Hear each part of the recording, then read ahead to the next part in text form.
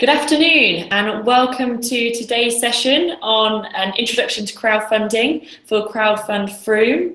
My name is Sammy Morger. I'm the Head of Coaching and Project Innovation here at Crowdfunder. What we're going to be focusing on today is a little bit, as I say, is an introduction to crowdfunding. And we're also going to have with us in the session, we're very lucky to be joined by Kate from Frome Town Council. Hi, I am Kate Hellard and I'm a Community Projects Officer here at the Town Council. My role here is to support community organisations to increase their capacity and make sure they're sustainable going into the future. So looking at gathering income revenue from different streams. So that fits really nicely with Crowdfund Frome.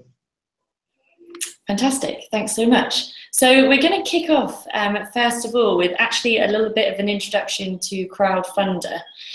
So as I said, we're crowdfunder.co.uk. We're based down in Cornwall, what is normally the sunny beaches, but is today a bit drizzly and horrible, as I think it is for everyone around the country. So we're the UK's largest rewards-based crowdfunding platform, and we have around about 150 projects each day coming in and starting their crowdfunding journeys with us. So that gives you a little bit of an idea of how much crowdfunding is actually growing. So just to clarify again, before we go too much further on what we mean when we're talking about crowdfunding. So specifically today, we're talking about rewards crowdfunding. And we also do donation crowdfunding on Crowdfunder. So that is something else that you have the option to get involved with. But what we mean by rewards crowdfunding is where people pledge money in return for a reward of some kind. And what that reward might be can massively vary.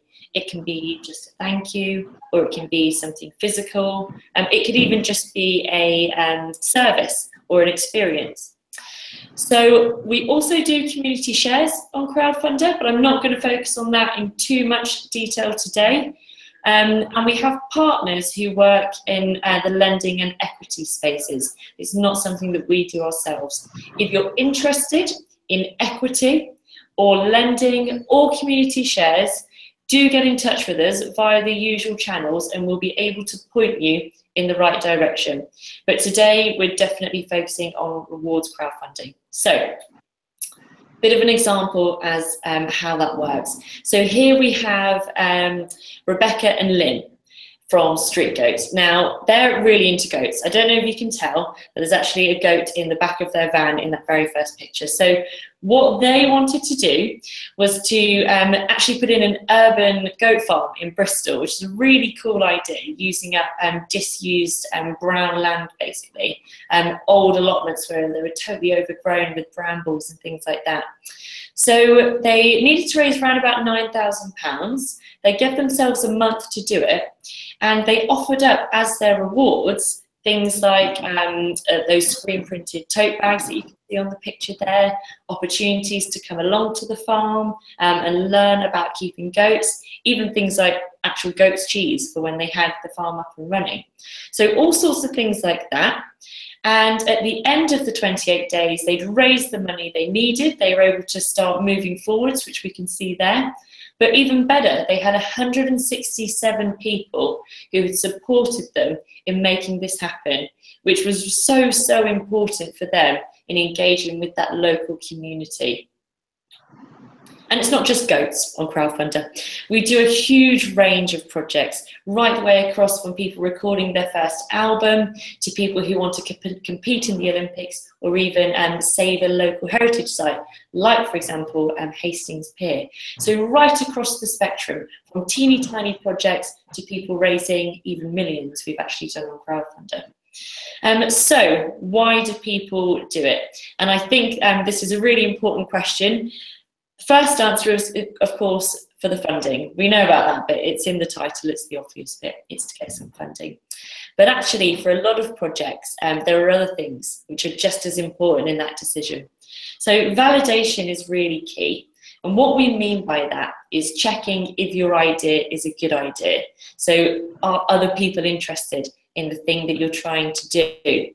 So, for example, with Lynn and Rebecca, did anyone else care about having an urban goat farm in Bristol? Or was it just those two crazy goat-loving women who thought that this was a good idea? So a really great way to find out if it's a good idea, and also, of course, to have that evidence then if you are looking at getting additional funding or support in the future.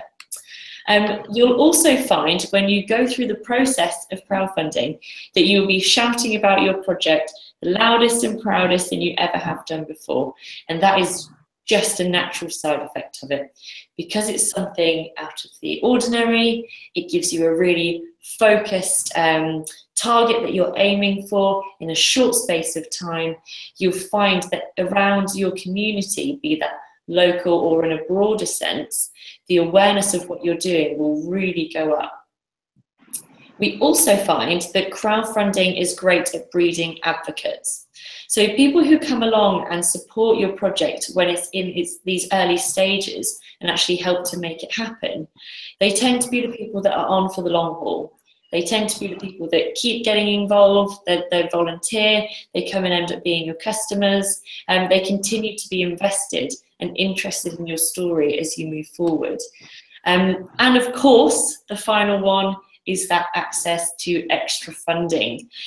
We do have a range of different pots of funding available on Crowdfunder through our partners, one of which, of course, is through Crowdfund Frome, and we're going to come on to that in a lot more detail in just a moment. So at this stage, people often ask, so what's the catch? So there's no upfront fee at all with Crowdfunder, but we do take a percentage on anything that's raised if you go ahead and do successfully fundraise, and that's 5% plus VAT. Do also bear in mind that there are some fees from the payment providers, and you get to choose which option you'd like to go for, or you can choose both. And those fees do vary, so you can find details of all of those fees on our website, but this is just so you've got a bit of an idea up front about that. So thinking more specifically now about Crowdfund Frome. So it's launched, it's live, people are able to apply for funding. What can you tell us about it, Kate? Sure, okay. So Crowdfund Frome is an initiative where we have thought differently about the way that we are administering our large grants programme, really. So we have allocated £25,000 a year, each year for 2 years. The first year was the last financial year, and again this year. And we didn't allocate all of the funding last year. So there's a bit more in the pot this year. It's about £30,000, I think, for this year. So the way it works is that we pledge on projects that meet our criteria, and you can find our criteria by looking at the Crowdfund Frome page, and there are particular eligibility criteria there. Really, we will pledge on pretty much most things that benefit the residents of Frome, that meet the strategy and the targets of the town council, and the three broad areas of that. And that are, it's really important that they're not solely for one person's benefit, that your project reaches a number of people. We don't fund projects that are for profit. So your organisation needs to be a community organisation, a charity, or a social enterprise like a CIC. We have set a target. So we will pledge up to £5,000 or 50% of your target, and whichever is the lesser of those two. So for example, if you set a full target of £10,000, we would pledge £5,000 if you meet our criteria towards your £10,000 target. We advise people to have a look at the eligibility criteria ahead of time and to think about applying for it before they put their project live. So you can download the eligibility criteria, have a look, see if you think it's going to work for you. You can contact Crowdfunder or myself to find out a bit more, and you can do that through the dashboard on your homepage. But then when you start to make your page, when you start to build your page, you can hit the apply now button, and Sammy has helpfully put up a screen there. So when you apply, you fill in an application form that is automatically forwarded to myself, and I need to then go to the council for ratification. Now that process takes a couple of days, and then we will come back to you and say whether in principle we are likely to we will pledge towards your project. It's an in principle, because there are certain things you need to then do. And that kind of gives you a process to really start, you know, filling in the application page is really helpful, because it makes you start thinking about what your project is, why you need the funding, who it's going to benefit. And what we find is that that helps organisations start to refine the information that they might want to put on their crowdfund campaign page. Is there anything else, Sammy, you think I need to add to that? No, I think that's really fantastic. That gives a really great overview of Crowdfund Frome and what it is that you need to do to take advantage of this really great opportunity, actually, to get some extra funding and to get it really quickly. Compared to a lot of other sources of grant funding and what have you, it's a really quick and easy process for those communities who would really benefit from this. So what we're going to look at just quickly now is what's actually involved in running a crowdfunding project. We're going to give you a bit of an overview, okay? So this is my, what I sort of call crowdfunding for dummies slide. So to explain it really simply, what it is you need to do. So first up, jump onto the website, set yourself a target and how long you need to reach it, and you explain your idea. So you can give yourself up to 8 weeks to raise your target, but you can actually do it for as little as just a week if you'd like to. We normally recommend that 4 to 5 weeks is sort of the right amount of time, so that bit in the middle there. Once your project is live, you spread the word to basically everyone that you know. You make a plan for how you're going to do that. And people who like what you're doing, they can either donate or pledge money in return for a reward that they'll receive later. So you do have 2 options on Crowdfunder of all or nothing or keep what you raise funding, which is, I wanted to mention the difference between them. So all or nothing does what it says on the tin. You have to reach that target in order to receive the money raised. If you don't hit your target, you're not charged, there's no fee, your supporters aren't charged, they don't lose any money at all. Essentially, no money moves anywhere. You don't have to deliver on your rewards. It's just deemed, if you like, an unsuccessful project. The other option is keep what you raise. When you have it that way around, it means that you keep any amount of money pledged, regardless of whether you've hit your target or not, okay? So if your target was 10,000, but you only raised 4,000, you would still keep that. Now, really important distinction is that we advise people to go for all or nothing funding. The reason being, of course, if you can only do the thing that you're saying you want to do, if you have that full amount of money, then you need that full amount of money. That's really important. You only take the money if you're able to actually make that idea happen. Also, for a lot of the applications for funding, you'll need to be on all or nothing in order to be sure that you can fulfill, as I say, the thing that you say you're going to do. And finally, it's a much stronger motivator, not only for you, but also for your backers when you're trying to reach that target.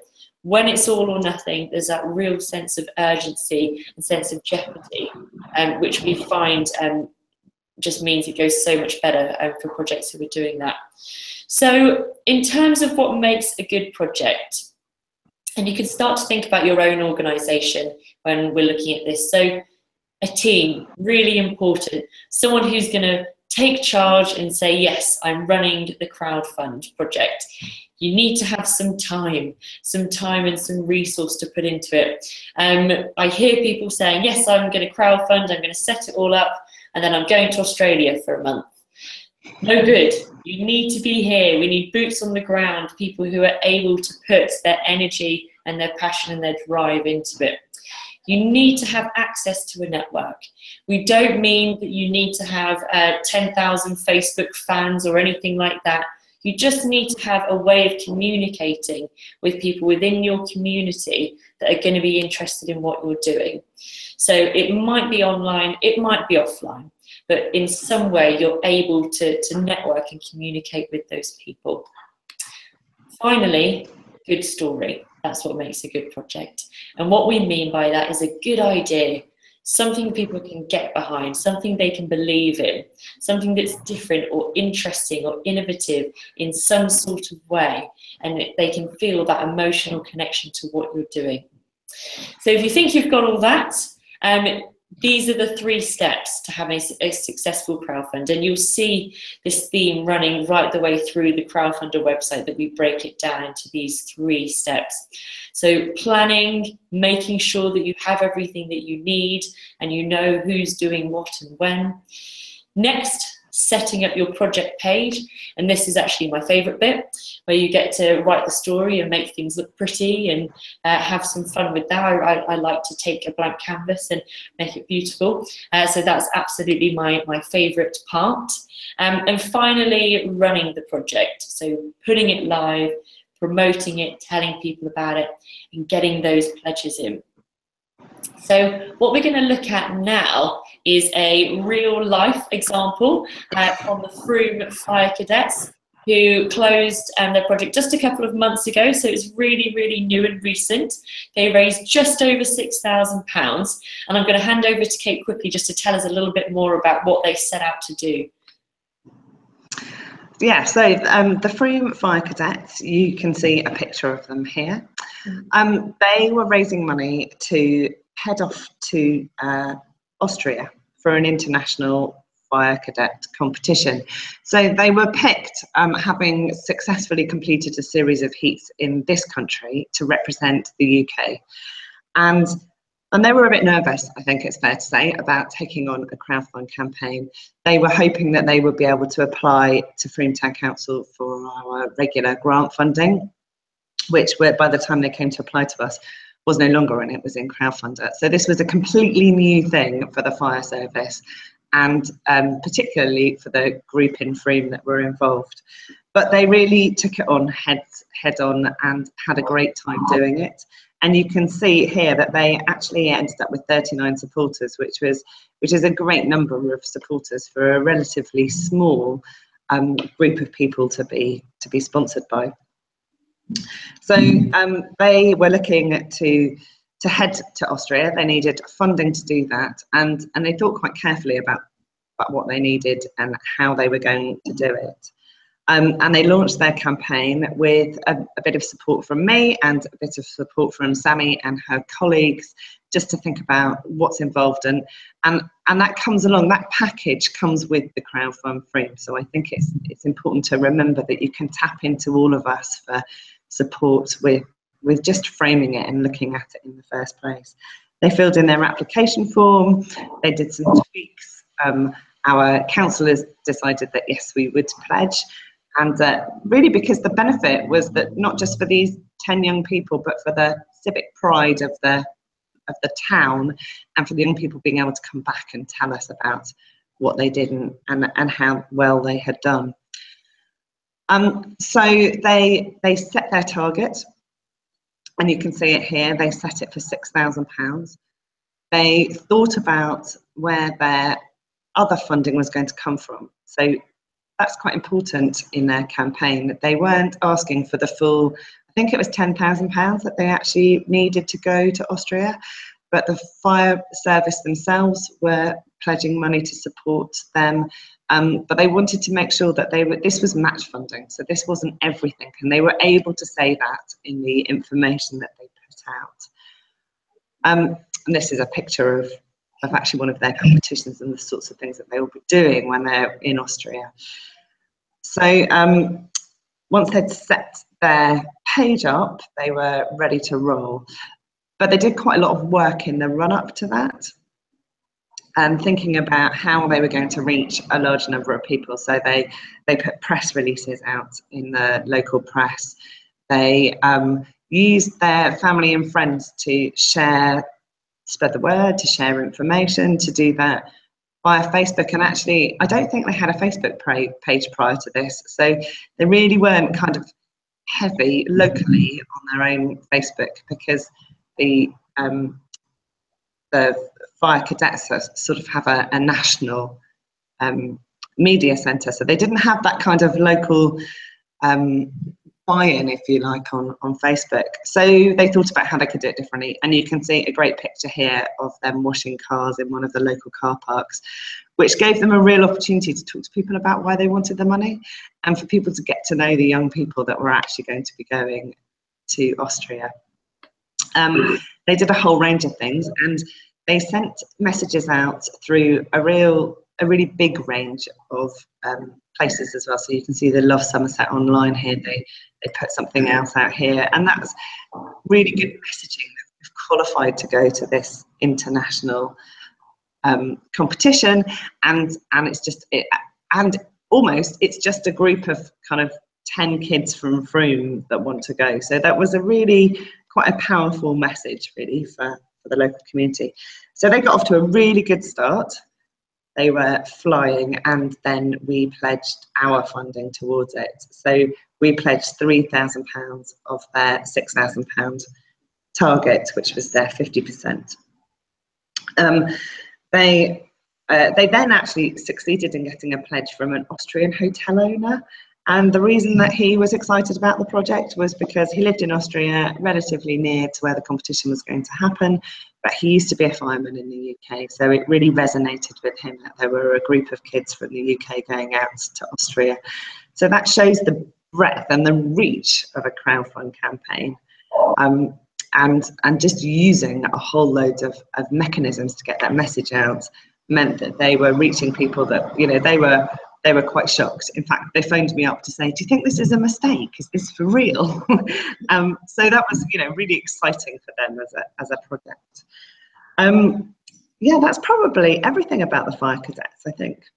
That's fantastic. And I think you've made a few really good points there as well, Kate, about them thinking about crowdfunding as part of the overall funding mix, if you like.